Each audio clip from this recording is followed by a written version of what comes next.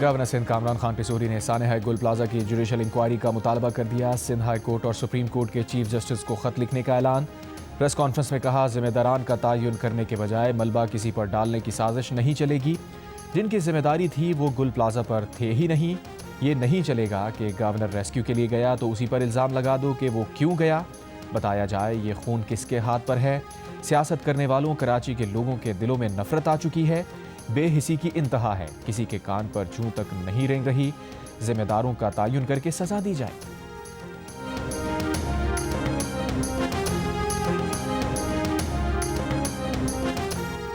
سانحہ گل پلازا کو چھٹا روز 77 لاپتہ افراد تلاش نہ کیے جا سکے۔ لواحقین کا احتجاج، ریسکیو اور تحقیقاتی عمل پر عدم اطمینان کا اظہار۔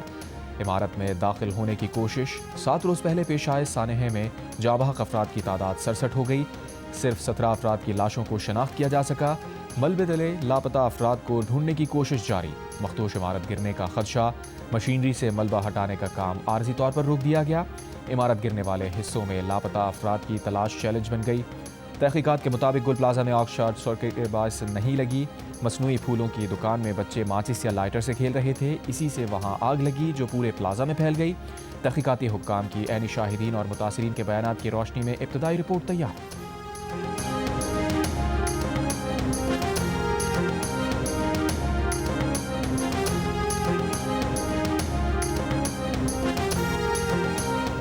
بلوچستان کے شمال بالائی علاقوں میں برفانی طوفان، حادثات میں 2 افراد جاں بحق، 34 زخمی۔ زیارت جانے والے سیاحوں کو شدید مشکلات کا سامنا۔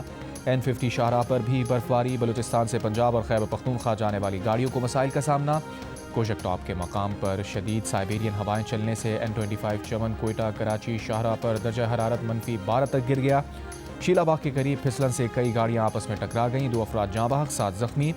کوئٹہ میں رواں موسم سرما کی پہلی برفباری، چمن میں 35، نوشکی میں 10 برس بعد برفباری۔ کراچی کے مختلف علاقوں میں تیز ہوائیں، آج درجہ حرارت مزید گرنے کی پیش گوئی۔ سندھ اور پنجاب کے مختلف شہروں میں بھی ہلکی اور تیز بارش سے سردی میں اضافہ۔ اسلام آباد اور لاہور میں بھی بارش۔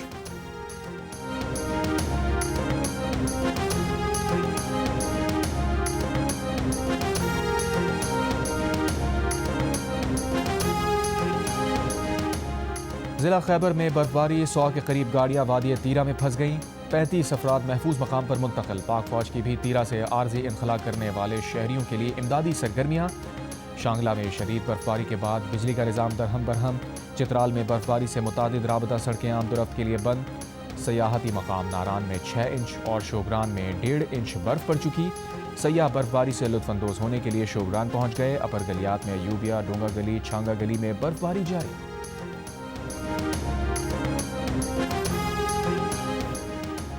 مری میں تیز ہواؤں کے ساتھ برفباری، بجلی کا نظام متاثر۔ مری ایکسپریس وے جزوی طور پر عام ٹریفک کے لیے بند۔ گلگت بلتستان کے ضلع استور کے بالائی علاقوں میں 2 سے 3 فٹ تک برفباری ہو چکی۔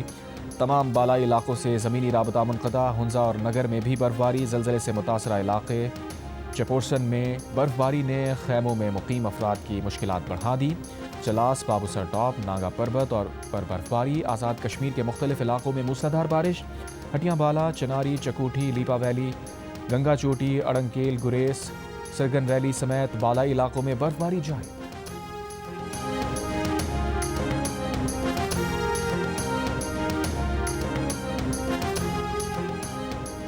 پاکستان غزہ امن بورڈ کا باضابطہ رکن بن گیا۔ صدر ٹرمپ کی موجودگی میں معاہدے پر شہباز شریف نے دستخط کر دیے۔ ڈیووس میں غزہ امن بورڈ معاہدے پر دستخط کی تقریب، رکن ممالک کے نمائندوں کی شرکت۔ وزیر اعظم شہباز شریف نے پاکستان کی طرف سے معاہدے پر دستخط کیے۔ فیلڈ مارشل عاصم منیر بھی تقریب میں شریک۔ تقریب سے خطاب میں امریکی صدر ڈونلڈ ٹرمپ نے کہا، غزہ میں جنگ ختم ہونے والی ہے، حماس کو ہتھیار ڈالنا ہوں۔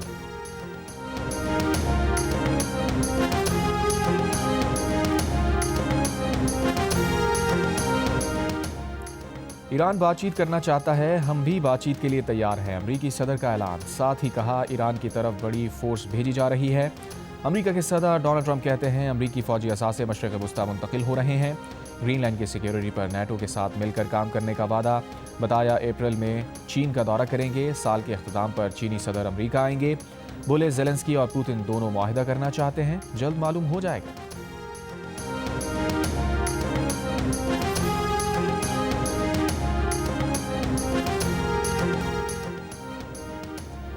سینٹ میں اپوزیشن لیڈر علامہ راجہ ناصر عباس نے کہا ہے کہ پہلے ہی آئین و قانون پر عوام کا اعتماد کم ہوتا جا رہا ہے، آپ مزید خرابی پیدا کر رہے ہیں۔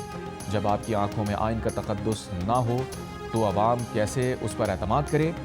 اسلام آباد میں جیو نیوز سے گفتگو میں کہا کہ آئین و قانون ٹھیک ہے لیکن اس پر عمل درآمد نہیں کیا جا رہا۔ اس وقت کراچی اور اندرون سندھ نااہل لوگوں کے قبضے میں ہے۔ کراچی میں 22 میں سے 21 نشستیں پی ٹی آئی جیتی لیکن انہیں حق نہ ملا۔ جب عوام کے نمائندے اور بااختیار لوگ نہیں آئیں گے تو نظام بہتر نہیں ہوگا۔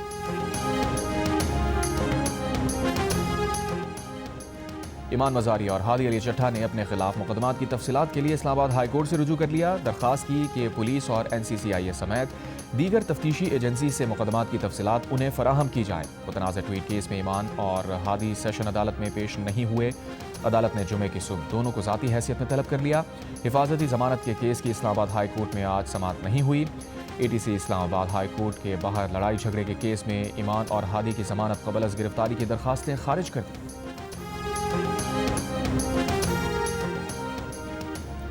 وزیر اعظم شہباز شریف ڈیووس سے واپسی پر پاکستان آمد سے پہلے برطانیہ پہنچ گئے۔ وزیر اعظم نے ڈیووس میں عالمی اقتصادی فورم کے سالانہ اجلاس میں شرکت کے بعد لندن پہنچے ہیں۔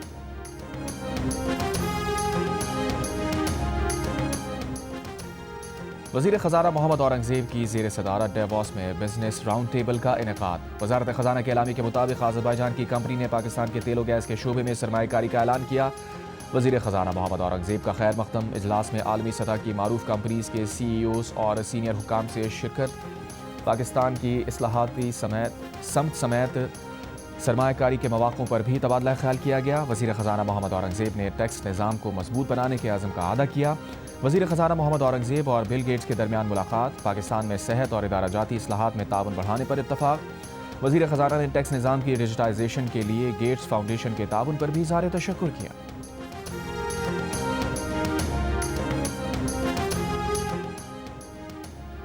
امریکی آزادی کی 250ویں سالگرہ منانے کے لیے اسلام آباد میں لبرٹی بیل مہم کا آغاز۔ امریکی ناظم الامور نیٹلی بیکر نے لنکن کارنر اسلام آباد میں لبرٹی بیل انیشیٹو کا افتتاح کیا۔ امریکی سفارت خانے کے مطابق 1787 میں امریکی آئین پر دستخط کے موقع پر بھی لبرٹی بیل بجائی گئی۔ لبرٹی بیل آزادی، انصاف اور مساوات کی امریکی اقدار کی علامت ہے۔